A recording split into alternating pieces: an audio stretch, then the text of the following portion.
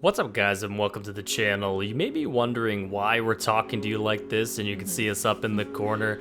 We'll get to that a bit later, but for now, today we're playing Death Trash. This is like a post-apocalyptic sort of Fallout on acid pixel art RPG from developer Crafting Legends. It's really interesting and unique, and we're gonna give you kind of a play-by-play with our first impressions as we're going. So I built my character first, and I of course named her Mildred. She was great. I love her. And we kind of wound up in this weird sort of facility. There's these robots who seem to be running things, and they've informed us we've been kicked out of like a colony of some sort due to a contamination. It's unclear what that means at this point, but you find out maybe a little later. So we'll see a bit of a tutorial, and then cuts to outside. Out into the world. Where we meet these guys, this sort of caretaker of the Flesh Kraken. Who I almost beat with my bat. Yeah. And you can see him in a second. Whoa. Yeah. That's the Flesh Kraken, and he, she, it, I'm not really sure, whatever they identify. The Flesh Kraken really sets the tone for the rest of the game. As you can see, there's some sort of weird eldritch horror body thing going on in this game. You can kind of see some of the meat in the background just above the Flesh Kraken's head, and you're going to see a lot more of that as we continue forward. Now, he's looking for friends. Friends. Yeah. It's that's actually our first quest. We have to go find a friend for the Flesh Kraken. For this fleshy boy. Yeah, I guess he's lonely. I don't know. This little caretaker next to him not doing it for him. So we go off to find a friend for the Flesh Kraken, and the caretaker sends us to that first location, this town or village, whatever, called Taurus. And you can see the map here. It's an interesting sort of overworld where as you go, you kind of see and uncover locations. Right. It's interesting that the caretaker knew where to find him friends and never went to grab friends himself. Well, he's got to take care of the Flesh Kraken, you know. He can't leave his side. And when we arrive in Taurus, you know, we kind of wander a bit and we find the doctor here. Mm-hmm. And he's looking to, we ask him how to decontaminate us. Right, and it gives us kind of a look into, it might be the meat, all the meat slabs we're seeing around that are making us sick. So a little bit of story, a little bit of world building. So we're not really sure why we're sick, if everyone's sick, why we were exiled, but it sounds like the meat has something to do with it. Yeah, we get a sense that a lot of the people here are also exiles. Perhaps everyone in this world that's outside what they call the cyber womb is an exile. But he sends us off to go find this guy, Mortis, who will get us the medical scanner. And along the way, we find this person as well, Custer. They need a machine core. Stacking up quests. Yeah, so we're getting a little bit of side questing going on. There's a bunch of NPCs in the town, actually. So, you know, it's not an entirely linear experience. No. And as we wander about, once again, we come across yet another character here. This is it's a dead robot at first glance. Cyborg, yes. And we fill it with our puke. The puke mechanic, I'm not feeling. Still not feeling it, but it is what it is. Yeah, basically you can power certain things with biomatter, and in this case, puke is that biomatter. Nice. It fits the tone of the world, I think, is really what it comes down to. So, and that was going to be our video. Yeah, that was going to be our video, and so we were about to end it there, but we didn't really feel like we showed too much. We played a little bit afterwards, and we discovered co-op. So I made a character, and we were off. Woo! Underground bunker Yep. found. Yep, found it in this house, and we immediately kind of went south because, well, the spiders killed us. Immediately. Yeah. Like, we were both just... And, like, he really drives the point home. Yeah, we were clearly underleveled for that section. But we do find Mortis. Yep. He's checking out the flesh. He's a studier, a purveyor of the flesh. Purveyor of the flesh. Yeah. And says that he will examine us. But he's needs some stuff because he's never checked out humans before. Right, so we head back to the doctor, ask for a medical scanner, and bring it back to Mortis here so he can check us out.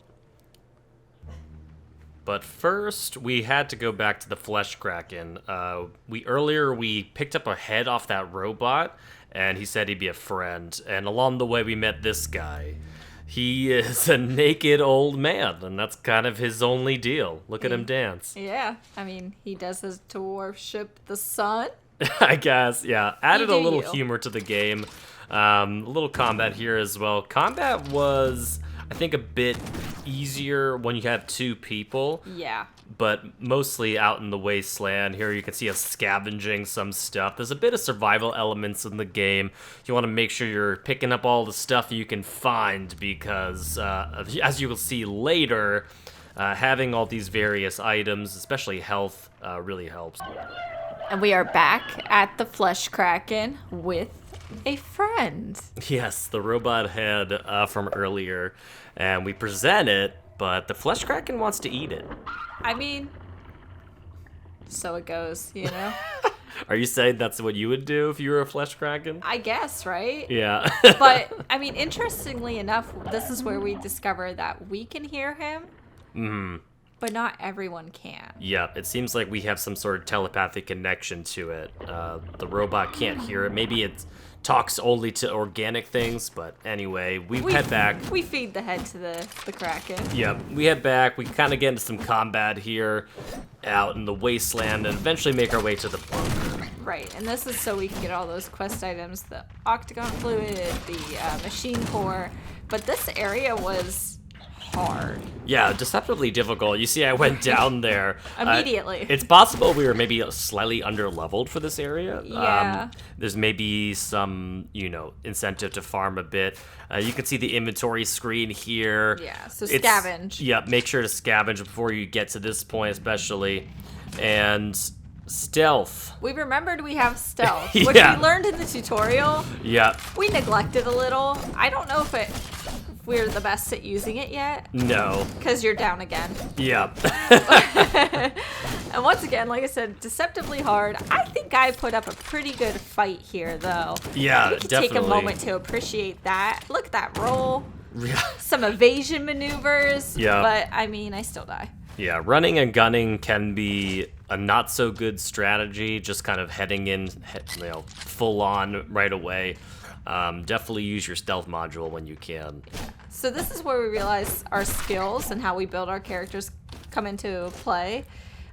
You didn't add animalism, I of course did, and I got this cute little friend, one of those little worms. He's now a weapon. Yep, so your skills, it's kind of like in a tabletop RPG, can Right. affect your abilities in the world. So that was kind of a neat little thing we got to check out there.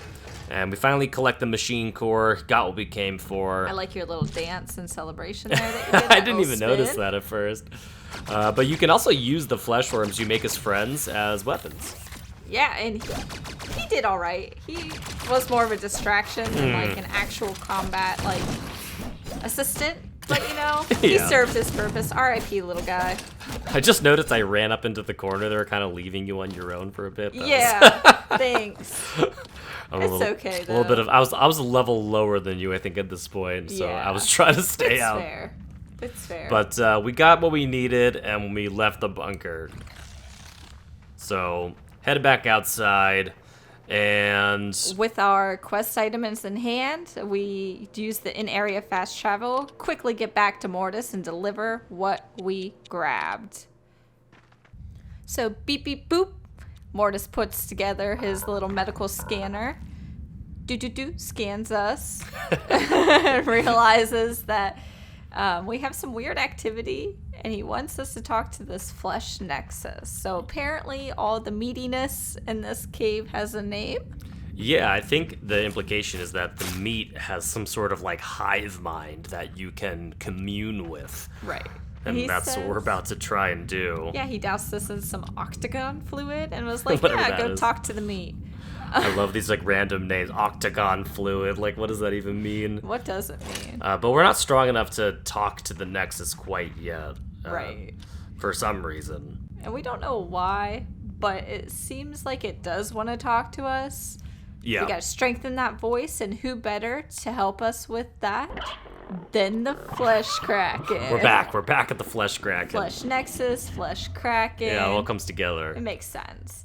But he can help us, apparently. Yep, he actually gives us a memory. So the previously unused mind tab, we got to add that to our repertoire here. And we're doing a little bit of stat buffing as well. Ayrika had leveled up at this Whoop, whoop. point.